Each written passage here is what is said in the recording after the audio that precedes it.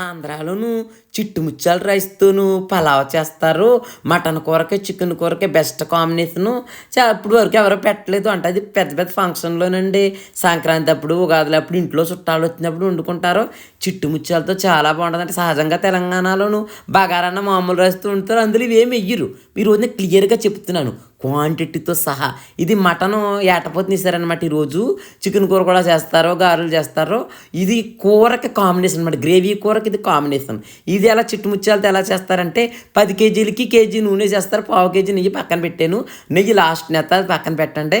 పచ్చిమిరపకాయలు, ఆలుగడ్డ ముక్కలు, క్యారెట్ ముక్కలు, టమాటా ముక్కలు, ఉల్లిపాయలు చిన్న చిన్న చిన్న ఉల్లిపాయలు జాని వేస్తారనమాట. అవన్నీ పెద్ద పెద్దగా తరుగుతారనమాట.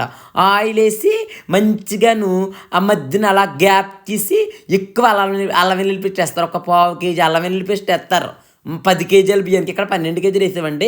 ఫైనల్లీ ముక్క బ్రౌన్ అవుతుందా పెరిగేసిన వెంటనే వాటర్ వేసేస్తారు. ఇక్కడ గుర్తుపెట్టించుకోవాల్సిన విషయం ఏంటంటే చిట్టుముచ్చాలకు ఒకటికే 2 వాటర్ వేయకూడదు. ఒక గ్లాస్కి 1:30 వేయాలి. ఎందుకంటే కడిగినప్పుడే చిట్టుముచ్చాలు పీల్చేస్తాయి అన్నమాట నీళ్లు. ఆ నీళ్ళల్లో అరగంట సేపు కడిగేసేసి కొంచెం వాటర్ వేసి అలా ఉంచుతారు కనుక ఒక గ్లాసు బియ్యానికి 1:30 వాటర్ వేయాలి. 2 వాటర్ వేయకూడదు అన్నమాట.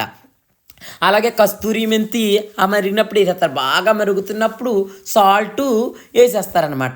సాల్ట్ వేసేసి కడిగిన బియ్యాన్ని అలాగే గరం మసాలా వేస్తారు, కస్తూరి మెంతి వేస్తారు.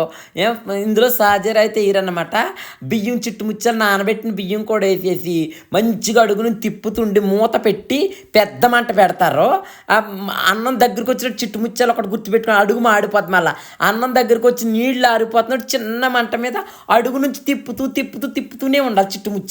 చిట్టుముచ్చాలు తొందరగా ఎరగవు. అప్పుడు పువ్వులా వస్తుంది అన్నం. మటన్లో బాగుంటుంది. నచ్చితే లేకుండా పదలేదు.